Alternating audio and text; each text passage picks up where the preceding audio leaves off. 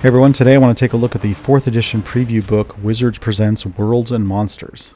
This book was released in January of 2008, about 6 months or so before the initial release of 4th edition. Whereas the previous book I was looking at covered races and classes, this one obviously is talking about worlds and monsters, and so it really digs into the scope of the world that they wanted Dungeons & Dragons to take place in, and some of their design decisions with regard to specific monsters. So taking a look inside, it's very similar to the other book. You start out with a nice view of some of the artwork that would later appear in some of the modules and source books.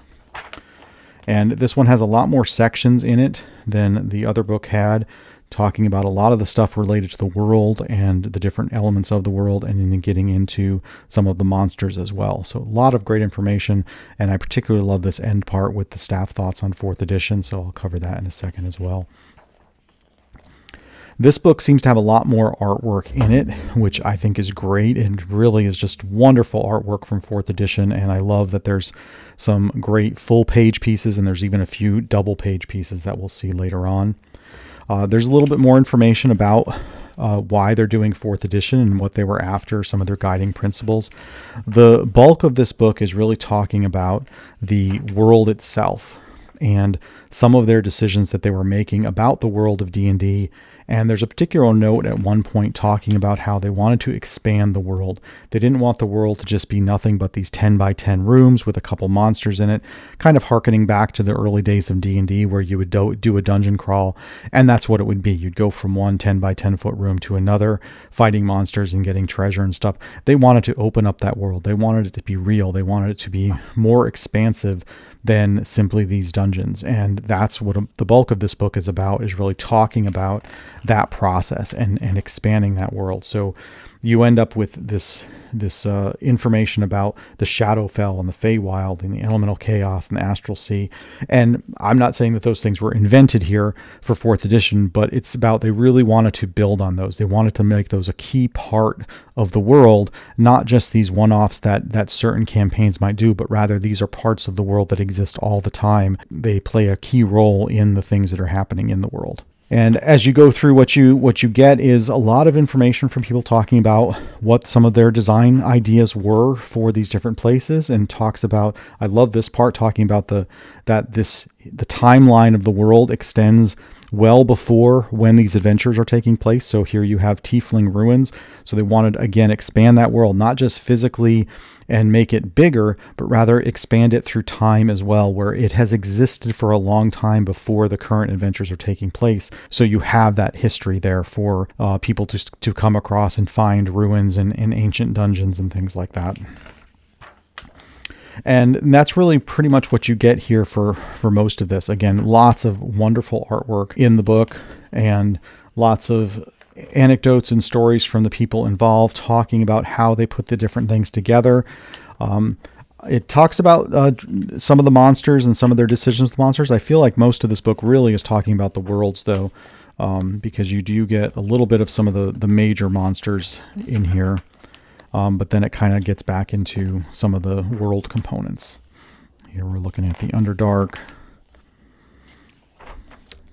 the Feywild, and again, all the different decisions that they were making along the way. And here's one of those 2-page artwork pieces that's just wonderful. And I think we got a little bit more, and then I think there's another piece of artwork here. Just really, really great stuff. And again, just imagining as a D&D fan at the time, picking this up to kind of get a preview of what's to come. And as you read through some of these stories that people are putting together about their decision-making process for different things, you just really feel that energy for what this was going to be and how they were really making something that was building on what existed.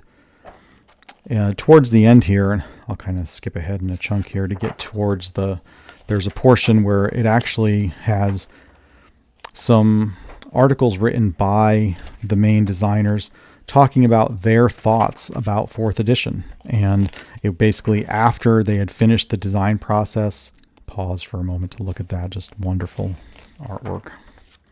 And, so here's their thoughts. And so you have a lot of these familiar names that were involved in D&D and are still involved in D&D talking about when all was said and done, what were their thoughts, and how were they approaching it, and how do they think they made out with it?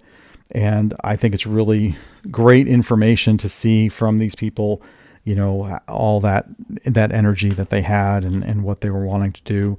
There's a nice interview here with Chris Perkins talking about 4th edition and their decisions and some of the comparisons that they made with like computer games. I know that was one of the things that people talked about a lot, in both good and bad ways with regard to 4th edition. But, it shows that they were thinking about it. I like this question in particular. They're talking about potential backlash from people who enjoyed 3rd edition and 3.5 and having to do another upgrade. And he indicates kind of my thoughts are as well, is that 3rd edition was a pretty big change from 2nd edition. The D20 rule set is, really a shift from what existed prior, and people adapted to it. And I could understand that there would be an expectation that people would adapt to 4th edition as well. Whether 4th edition is a larger step than the step from 2 to 3 was, I don't know. But it was 2 to 3 was definitely a big change compared to what came prior. So there was definitely expectation that not everybody would move to 4th edition, but that it would be really popular and people would eventually come over and enjoy what was going to be 4th edition. They definitely had a lot of optimism for what it was going to be. And then it kind of continues on with more of those staff thoughts and what they were doing. So much like the other book, a lot of really great historical information about the design process for 4th edition. I think they're wonderful books as a set. There's 2 of them. So the Races and Classes is the first one that I already looked at in another video. And then this one is the Worlds and Monsters. Both of them are awesome. I love that they contain all of that artwork that you later see in some of the other books. I love the stories from the behind the scenes of what their thought processes were during the development process. Really wonderful stuff. Let me know your thoughts in the comments. I'll go ahead and put that link down in the description again if you're interested in obtaining the copy of these from DM's Guild. But just really great books. Let me know in the comments what your thoughts are on either these books or 4th edition in general. And until next time, take care.